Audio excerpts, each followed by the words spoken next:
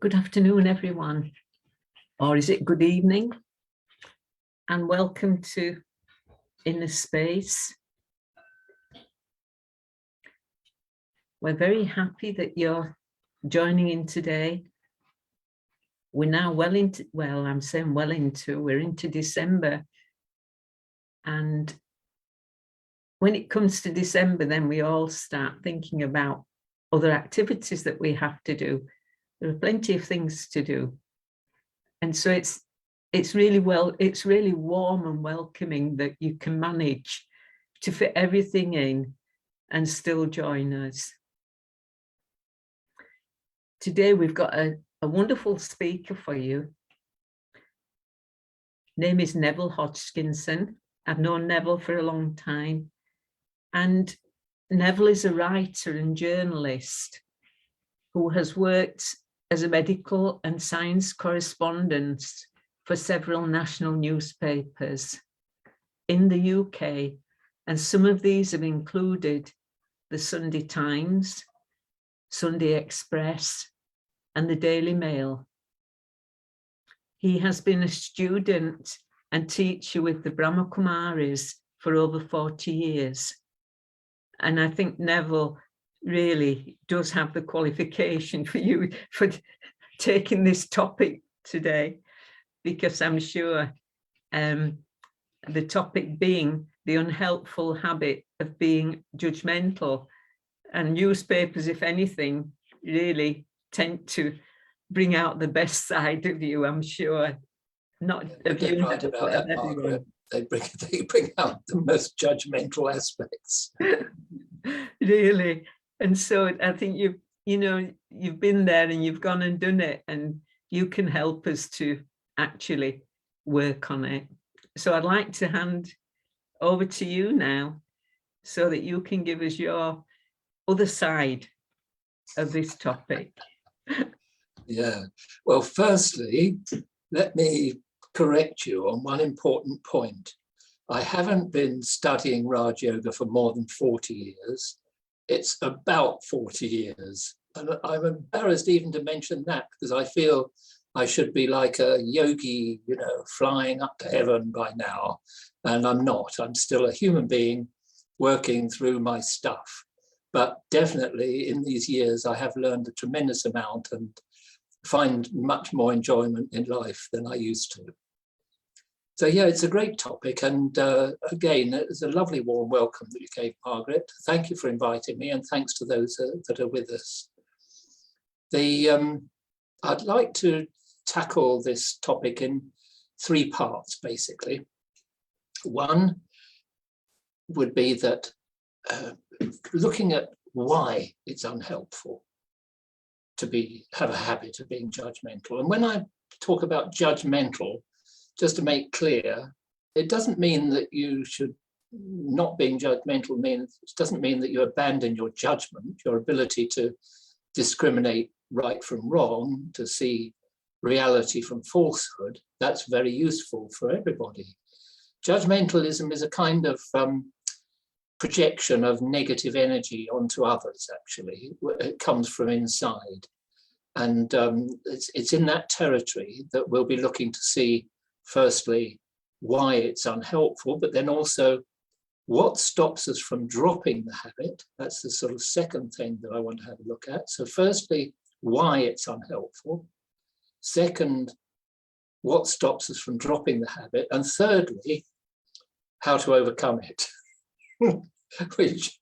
which is actually quite a long journey, but definitely works. I've with 40 years of this practice, including with Margaret, we must go back getting on for that. I've seen a lot of change in myself and in many others, and change for the better.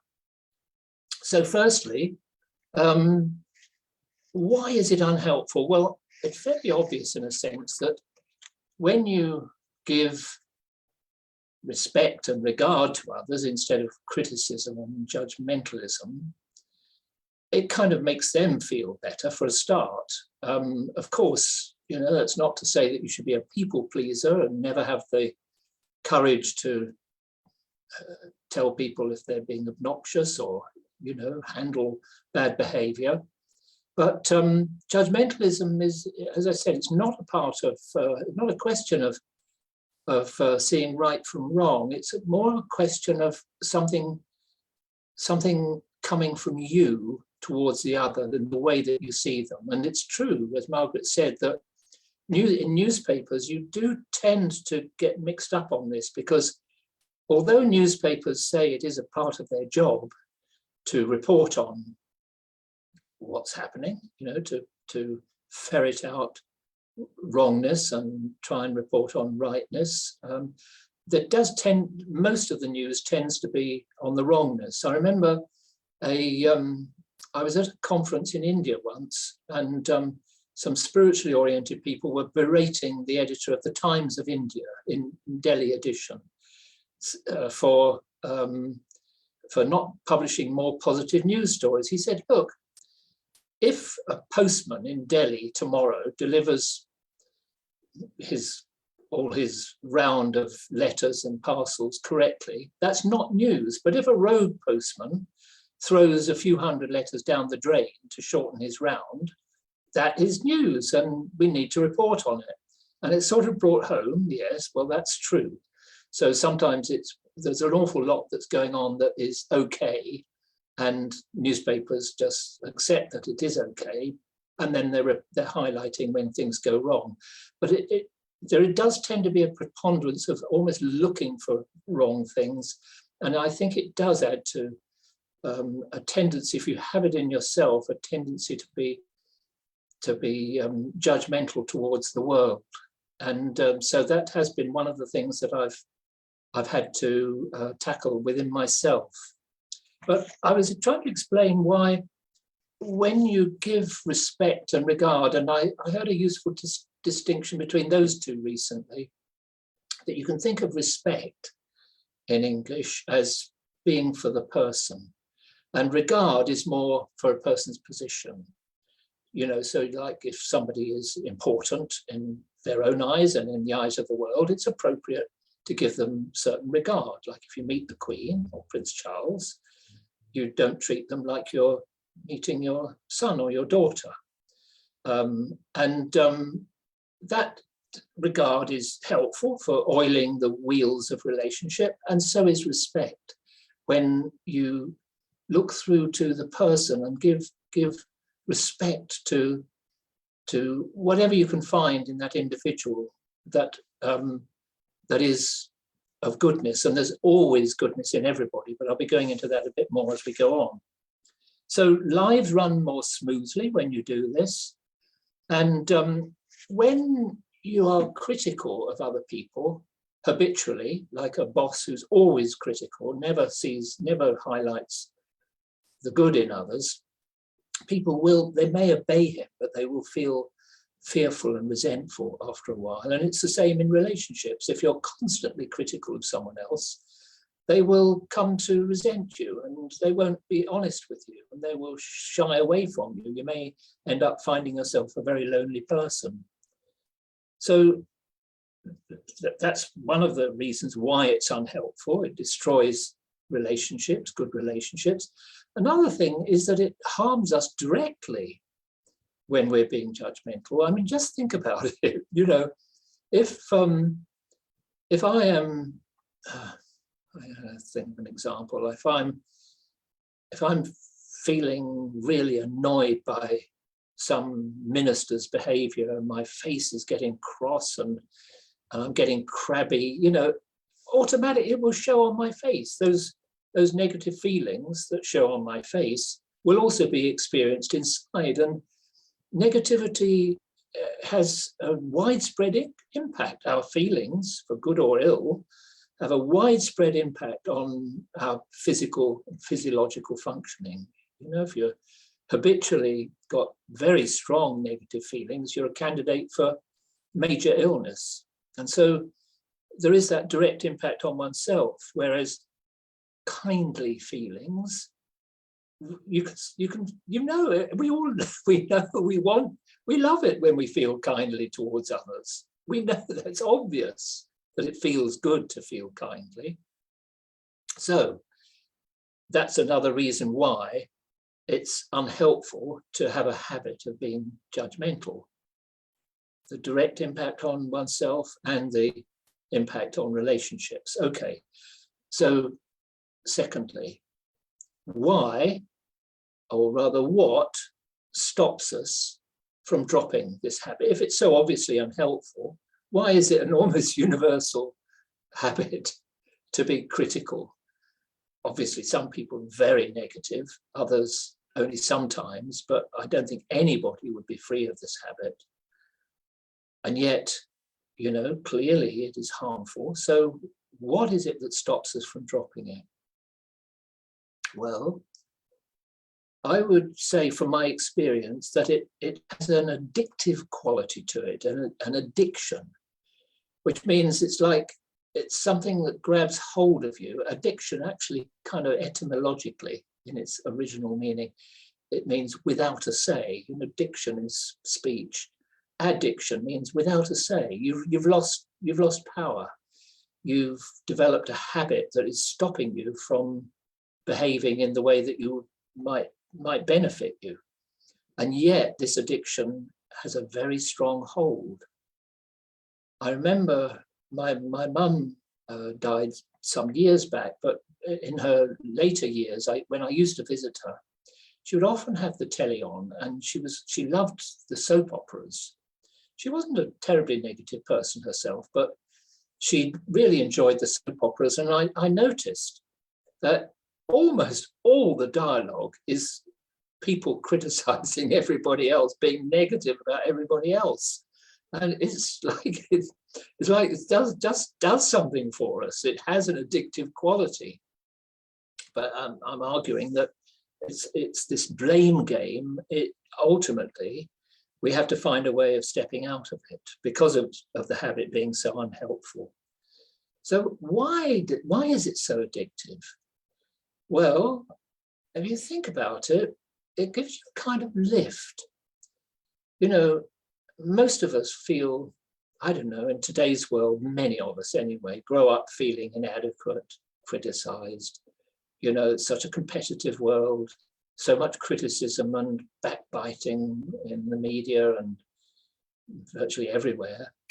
And so, you know, we become, our self-respect can diminish because of being exposed to this. And we try to defend our limited sense of self-respect by being critical of others. That's why I think this habit has such a hold on us. Lack of self-respect leads to this tendency to try to free ourselves from that habit of lack of self-respect and the bad feelings, the empty feelings that come with it. It's like a balm on that. It kind of comforts us to see weakness in others. I think that actually is at the root of what makes it so addictive. It's a bit like a sugar high, you know. It's short-lived satisfaction. You know, you eat a bar of chocolate, you get a lift, but then it drops you down. And that can be addictive, as we all know. And this is rather similar. In fact, it can lead to a kind of spiritual diabetes, because what can happen is that you kind of need bigger and bigger doses of the lift that you get from being judgmental towards others. And then as a consequence of that, you develop an increasing oversensitivity to any criticism coming back to you, because, well, one of the consequences of being constantly criticizing others is that you're not looking at yourself and seeing how your own behavior may not always be as appropriate as it should be. So using this projection, this judgmentalism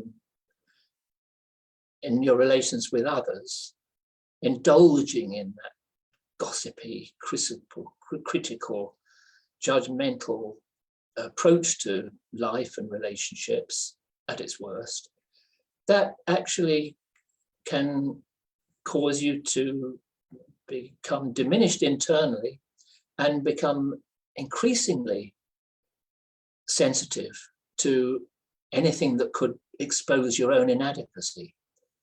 So that's where the kind of spiritual diabetes comes. You develop an intolerance, acute sensitivity to even a small dose of something that takes you away from the high that you're seeking through being judgmental towards others. I hope that one comes across.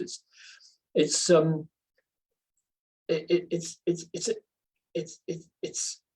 important, though, in facing up to this, not to be judgmental about being judgmental, not to be judgmental towards yourself about your own judgmental habits, because they're universal for a start.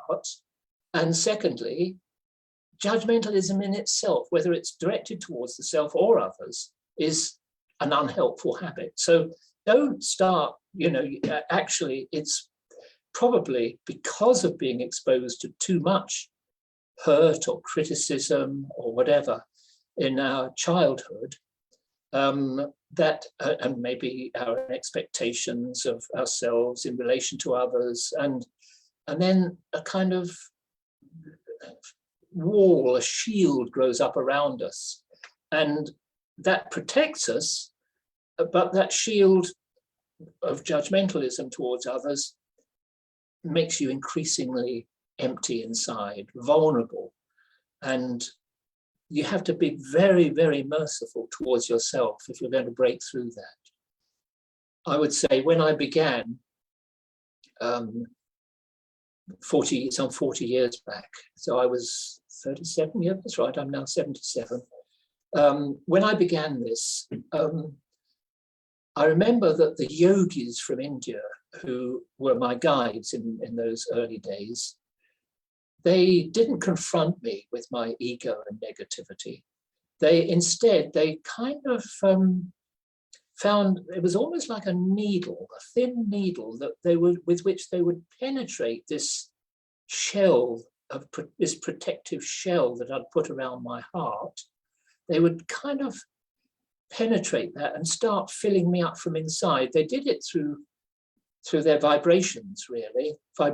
So they didn't have to spell out you're negative, you're egotistical. They didn't use language like that. If they had, I'd have run away because of this spiritual diabetes. I wouldn't have been able to handle it.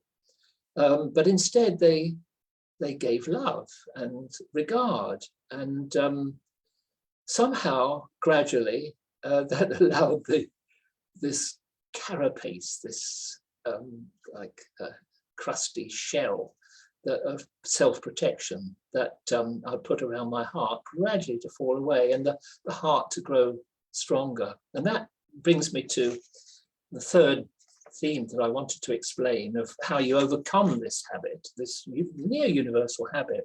I'm touching on it already by speaking of how important it is not to be judgmental about your own judgmentalism. Yes, have the courage to look, but look with kindness, not with judgmentalism. Now, how are you going to do that? Well, I have to say that clarity about this process whereby the neediness that creates this addiction comes from plays a very big part in overcoming the addiction. Clarity about where that neediness comes from. When you get that clarity, you can start to meet the need in an authentic way, instead of through this projection of negative vision towards others. You can start to meet that need internally in a way that is independent of others, increasingly independent of others. And that is a wonderful liberation, really wonderful. So what my years of study of the meditation and spiritual knowledge taught within the Spiritual University have taught me is that the root of this neediness is a false consciousness of who I am.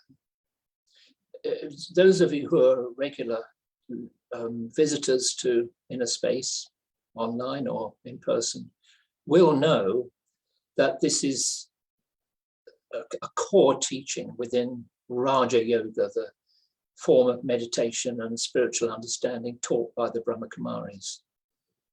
It's subtle, it's immensely powerful, it takes time, it doesn't happen overnight, but it is truly transformative when you stop thinking of yourself, when you stop answering the question, who am I, with definitions that depend on external factors like your body, what you look like, how old you are, what race you come from, what education you've had, what schools your children go to, what clubs you might be a member of, even what religion you belong to in an external sense.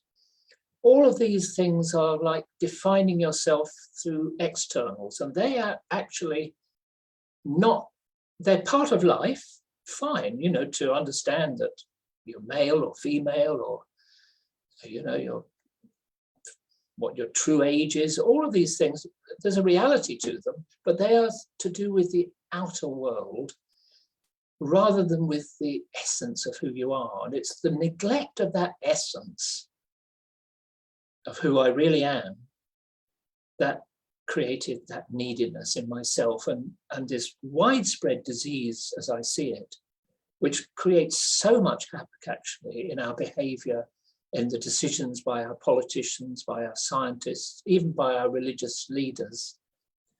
Decisions that are based on short-termism, you know, benefit that brings some lift for the ego of the individual or the institution or the party, but is actually damaging in the longer run. And that short-termism is so damaging to oneself and to our society. So this neediness, it comes from a lack of recognition of who we really are. So who are we? Well, it's, you know, when you're new to this way of thinking, as I was, because I've been an atheist and I was a science correspondent, I was steeped in materialistic science as my explanation of what the world was and where we came from and where we're going. Steeped in it, you know, it's like a belief system that kind of gave me some sort of support. The idea that everything was here by chance and that there was nothing of a deeper kind, because I had a distaste for people who claimed authority of some religious kind and yet behaved very badly. I had such a deep distaste for that. But I'd thrown the baby out with the bathwater, to use that horrible expression. I really had, you know, in that focus on externals, neglected the inner being. And it's that inner being, it's in that inner being, even though the language may be unfamiliar, there's a slipperiness about catching who you really are, but it is when you do catch it and you learn how to nourish that true sense of self-worth, the basis of your life changes tremendously, and you get free of that judgmentalism. So yeah, defining myself on the basis of things outside of me, which I did very strongly. I was a real yuppie lifestyle. I was married to a journalist. We were both earning well. We were kind of defining ourselves through our house, our car, our kids, all of that stuff. My stories day by day, you know, get a big show in the paper. Oh yeah, that feel good, but true. When the next day my story was spiked by the editor, I would feel as if a spike had gone through me. It's very stressful, that externally way of living.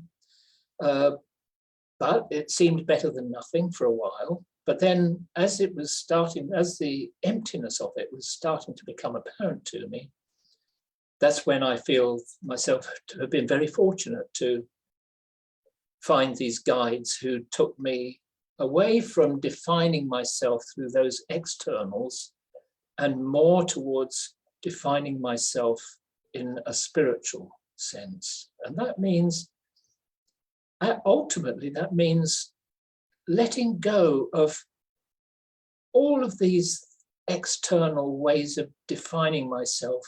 It doesn't mean that I have to die physically. The body is there still, but I don't identify with it to the same extent. I don't identify to the same extent with the conditioning in my brain that will still make me respond in certain ways, you know, depending on a lifetime's learning. But when I make mistakes, I just know that I can see them more quickly and quickly come back to the awareness that it's not the inner being that made that mistake. It was like my part in this play, and the inner being in its original condition is not like that. It doesn't have that judgmentalism and that critical nature. The inner being is a child of God. That's to jump the gun a bit, but really that's what it all comes down to, that there is a kind of source of absolutely pure consciousness, and we're all offspring of that. We're chips off that old block, all of us, not just, you know, Christians or Muslims or Jews or Buddhists or BKs. No, we're all chips off that old block. And that block is pure consciousness, loving, peaceful, powerful, blissful. And when, through understanding, through study, through sharing company with practiced yogis, I absorb those vibrations and understand that actually that is my real truth. As that penny begins to drop, I really am an eternal being of consciousness, and the matter of my body and my possessions and all of that, that's all temporary. It's nice, it's life, but it's temporary. But the inner being is eternal. This shift and its qualities are not eternally expressed because of this other consciousness that comes in, but underneath everything, those original qualities are there. So, you know, that if you can catch that and nourish that awareness, it really frees you from that neediness in many areas, not just being judgmental, but neediness for allying yourself to other people in a dependent way, neediness to boost the ego in a whole variety of ways. Your work, instead of becoming like something to boost your vanity, it becomes something where it's more natural. You're giving of your specialities when you can, and if it works, of course you're happy. If it doesn't work, if you get it thrown back at you, okay, it's not so comfortable as when you're successful, but it's okay. You learn, you move on. All sorts of liberations come when you manage to get this change of consciousness inside. So really, that's it. Adopt this positive awareness, which is a completely kind of how you see yourself. And then your vision towards others changes because you start to be able to see them in the same light. When you apply that light of pure awareness towards yourself, that frees you to see that beauty in others, even if they behave very badly. Of course, it doesn't happen overnight, you know, to develop the power to see past the irritating habits and egotistical behaviors, sometimes evil behaviors that other people may have. But ultimately, as Jesus said, you know, the Father, forgive them, they know not what they do. Everybody underneath the addictive and distorted, dysfunctional behaviors, everybody is a chip off that old block. And when you have that awareness, then that too helps others. It helps to relieve them of the insecurity that makes them do the behaviors which you were previously judgmental about. you get a beneficial cycle operating instead of a vicious circle. You learn to appreciate difference. You see good in every person and circumstance.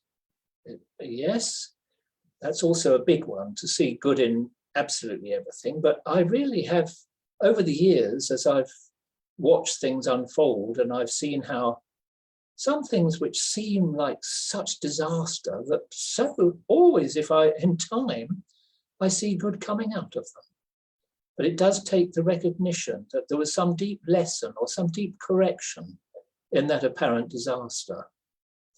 And that's a deep issue that I wouldn't want to go into the depths in this sharing. But basically, let me just finish these introductory comments, because I'm not sure how we're doing on time, but I'd love to hear your comments or questions. But one of the things that I like very much is this saying that when I give up trying to be better than I am, when I give up trying to be better than I am, to which this habit of being judgmental is allied, when I realize my own reality, I will also see that I'm much better than I thought I was. That's one of the wonderful paradoxes. Take it from me, this is true. You know, we have a terrific resistance to looking inside, especially if we've done a lot of actions and reactions that are of a negative kind.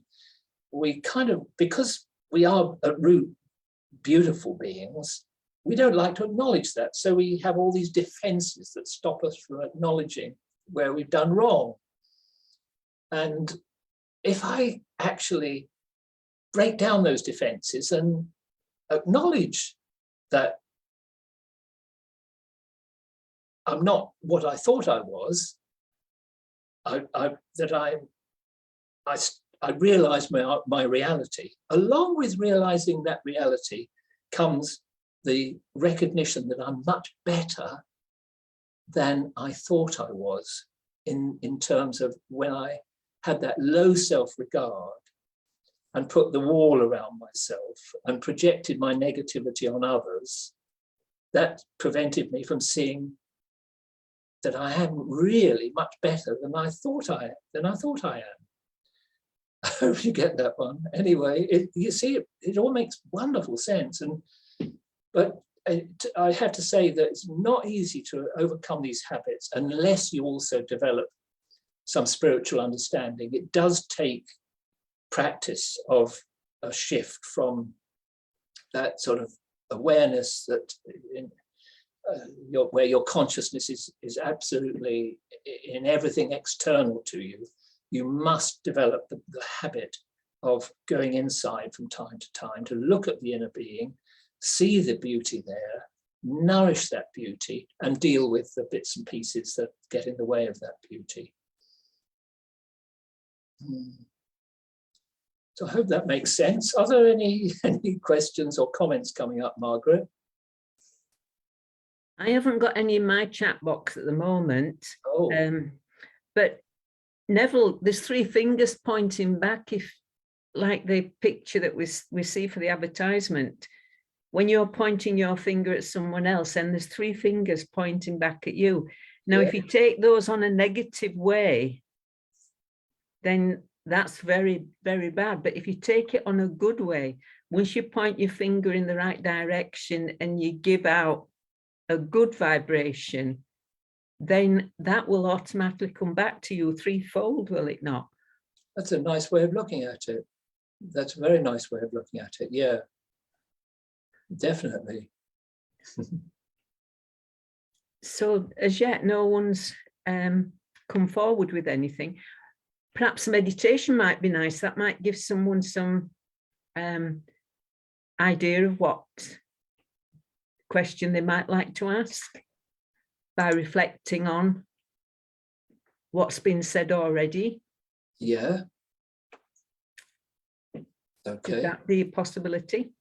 Yeah. I'll just, I kind of I think of meditation as something, I mean, there's all sorts of ideas around meditation, but even though we call it Raja Yoga meditation, Raja Yoga is really, it's like a practice of a state of consciousness where you're seeking more and more to live with the awareness of yourself as that spiritual being and dealing with everything in life, your responsibilities, your roles, but with a certain sense that you're not that, you're not Neville the journalist, Neville the father, the grandfather, the spiritual student. That is a part of my reality, but it's not who I am essentially and eternally. That shift is so liberating. So I just, when I'm meditating, so-called, I'm really just reminding myself of that, because there's a terrific tendency to define ourselves by the body and the roles and the possessions and the people that we know. They're all valuable, they're all part of life, but they're not me. I think of myself when I remember to practice this inner awareness, I think of myself as having the companionship of a being who is beyond all of this stuff, the seed of the human family, a supreme consciousness, a supreme being.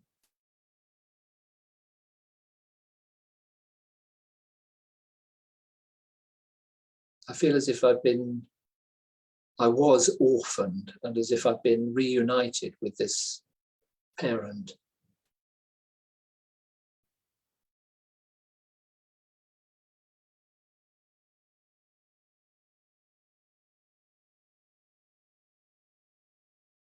There's a kind of love flows in this consciousness. When I stop defining myself through my physical being, including my brain, and instead move into this awareness beyond the brain of the original being, self-respect grows and love flows from that one. It's like a welcome home. It's so lovely, so natural. Nothing superstitious about it, just a natural experience of a deeper reality than we've allowed ourselves to know in recent centuries. Well, especially since the growth of materialistic science.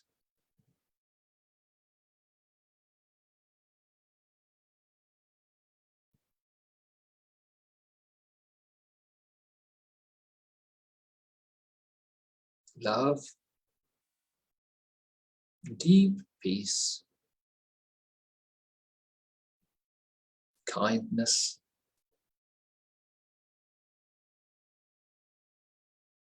joy.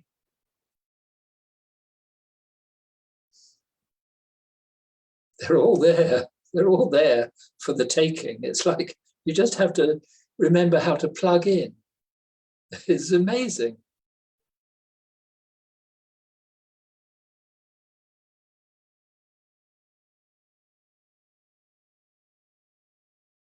And I can see very clearly that when I'm attentive, when I pay attention to plugging in this way, not just, like sitting down formally to do it, although that's good, but to reconnect from time to time during the day. when I'm attentive to doing that, there's power grows inside that frees me from those negative habits and builds in me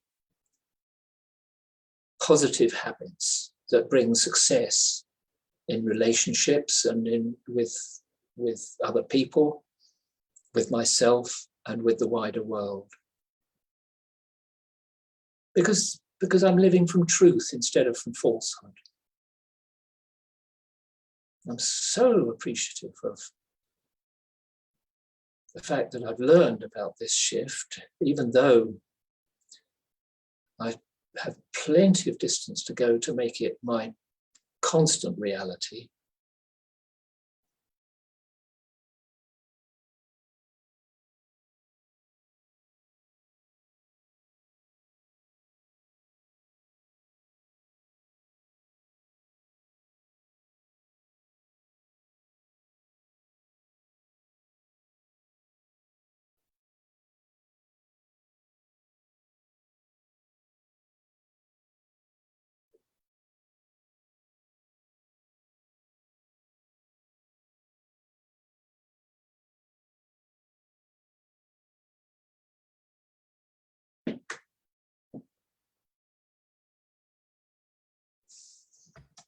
Caroline is asking, please can you say again where this addiction of judgment is coming from and how to respond to people like that are always judging people and things?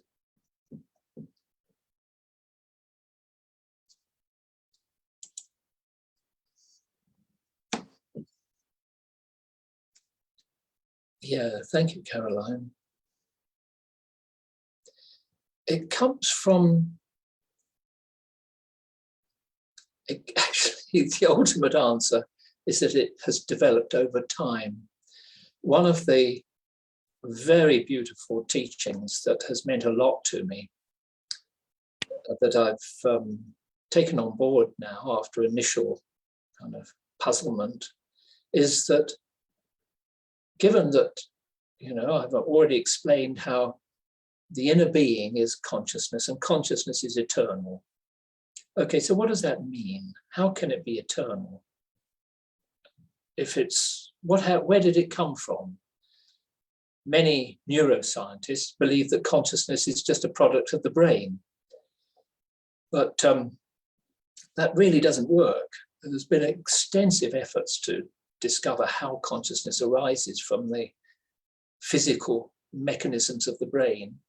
And although, of course, there's a relationship between the brain and consciousness, there's not the beginnings of an explanation of how the matter of the brain could give rise to the beauty and complexity and power of consciousness and creativity of consciousness. Not the beginnings of an explanation.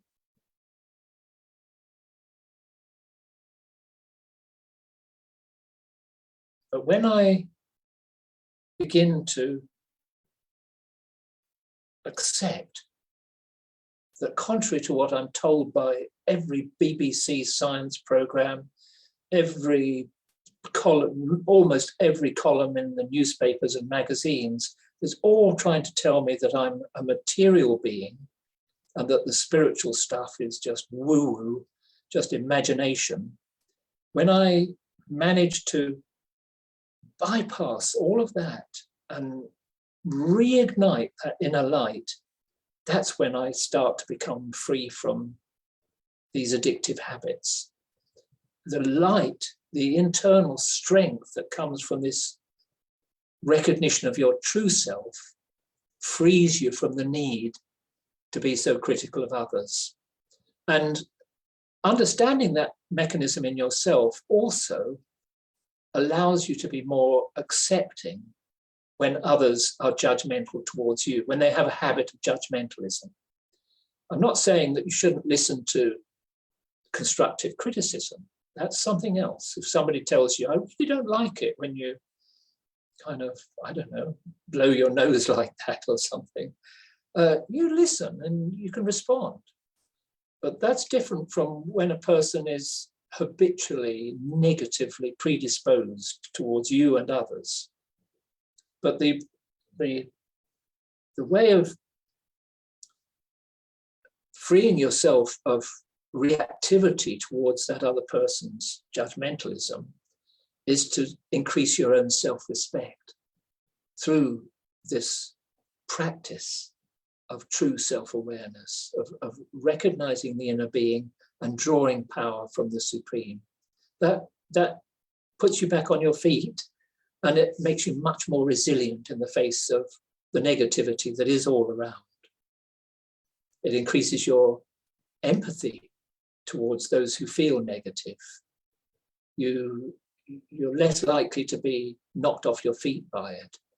You know, it's a bit like the body cells have receptors. You're probably familiar with this idea that circulating proteins and hormones and so forth activate cells when the appropriate receptor is there for the structure of the molecule of the protein, and a chain of consequences happens, like, for example, healing if you a wound.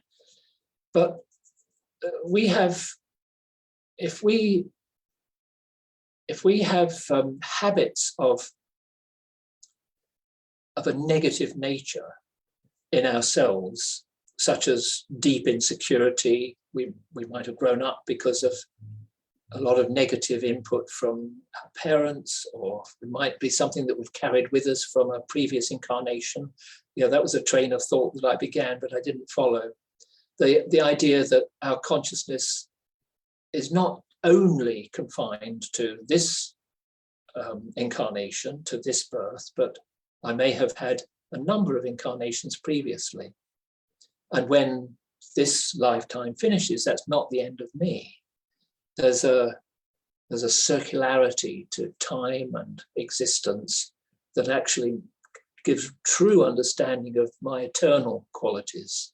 But that's, again, that's something that can't go into now, but it's extremely valuable in giving context to the understanding of the eternal nature of the soul. And when you catch that, you become much better able to the receptors in you, the sensitive parts of that created by that spiritual diabetes I spoke of, whereby you become ultra sensitive to other people's criticisms or their display of judgmental behavior.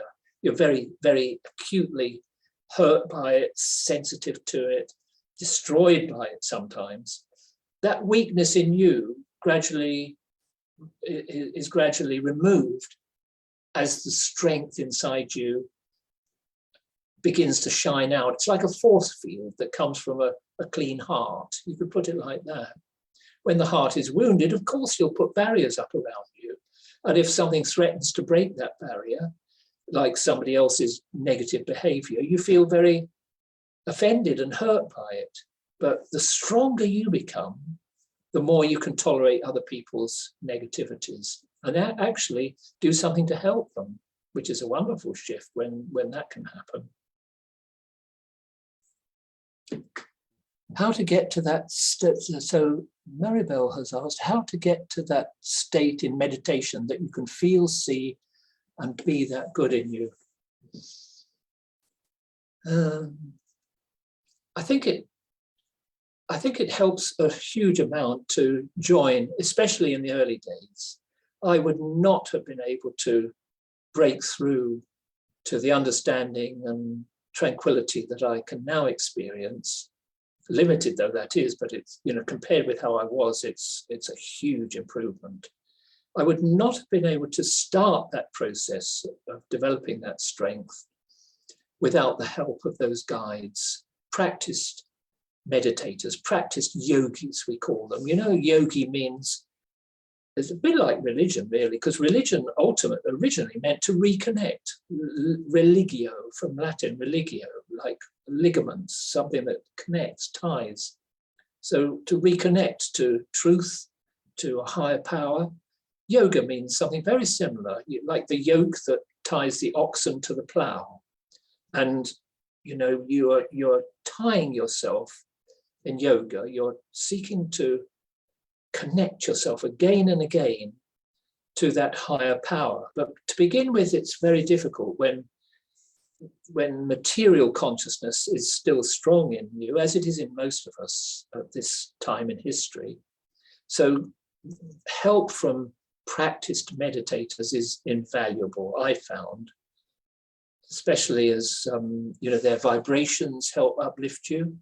They get you going. They allow you to see your own beauty, but to recognize it, where otherwise, you know, it's got submerged under so many of the negative things that we're subject to from the media, from other people, from everywhere, really, from our own thoughts. You have to turn that around.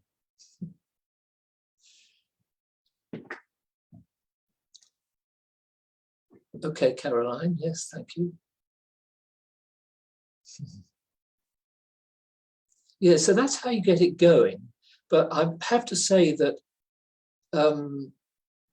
I think I had to say that it took me a long time before I really felt the reality of that supreme being. I was very skeptical because of this materialism, because of a distaste for the hypocrisy of people who would claim to be religious or spiritual, but have done awful things through history, you know. All of that made me very, very skeptical. But now I know that there is that beautiful, pure consciousness, and it's when you've glimpsed the reality of that supreme being that you can begin to repeatedly allow your mind to go to that one and feel that one helping you to overcome your negativities. It's a natural flow of strength and truth inside you. When you, in yoga, you're connecting with that beautiful source of power. It really is like taking a plug and putting it into the mains and recharge, like you recharge your phone, you know, has to be done regularly. And similarly, habits, regular habits of reconnecting like that, sometimes through the day, especially if you're like when you put a lot of demands on your phone, you have to recharge it more frequently.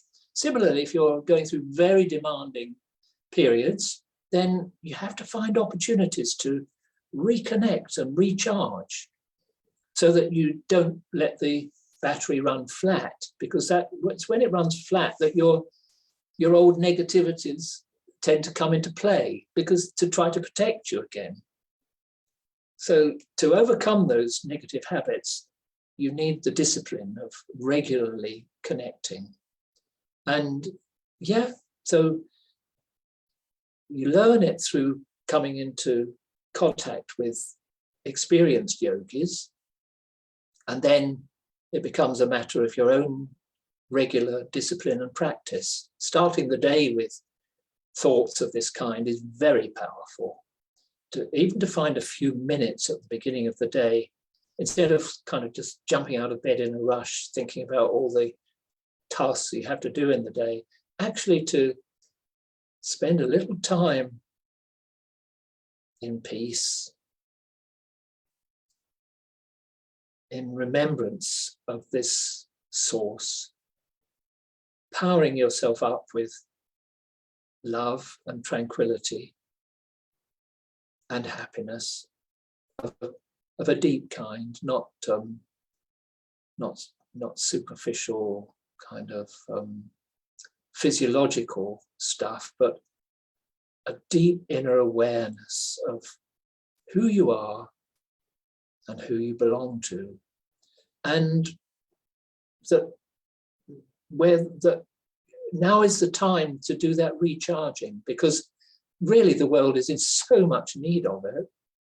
People are very fearful and worried about the future because there are so many crazy things happening.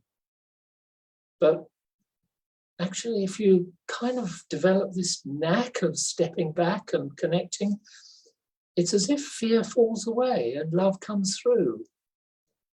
And that love somehow gives you a guarantee, but it is also supported by knowledge. So one of the things that's helped me a lot over the years is regular spiritual study with the Spiritual University. There's a package of understanding surrounding the soul and its journey through time that is hugely valuable for helping you to maintain an awareness of this wider context in which to put the grot that is going on, the negative things, so that you can be, instead of being dragged down by that, you can say, yeah, okay, that has its place, but all will be well. There was a what do they call it? An anchorite, that's right, or an anchoress of centuries ago. I think it was Mother Teresa. No, Julian of Norwich. That's right, Julian of Norwich. She was a she, and she was an anchoress. These anchorites or anchoress, they used to wall themselves up. They lived in a wall for years sometimes. It was part of a Christian tradition at the time. And Mother Julian spent about 3 years walled up. I mean, there was a little space where her fellow nuns could pass her something to eat, and maybe, I don't know, she passed a potty out or something like that, but she lived in a wall for 3 years. And at the end of it, because she kind of used this rather extreme way of detaching from the world, but at the end of it, her repeated, heartfelt slogan was, all will be well, all will be well. She knew it from the depths of her being, all will be well. It's funny how, that there are a number of these great spiritual teachers through history who have really gone inside and who have tapped into that spiritual source that allows them to feel this comfort and joy, as indeed with Jesus and the tidings of comfort and joy of the Christmas season coming up. Hope you have a great Christmas, everyone.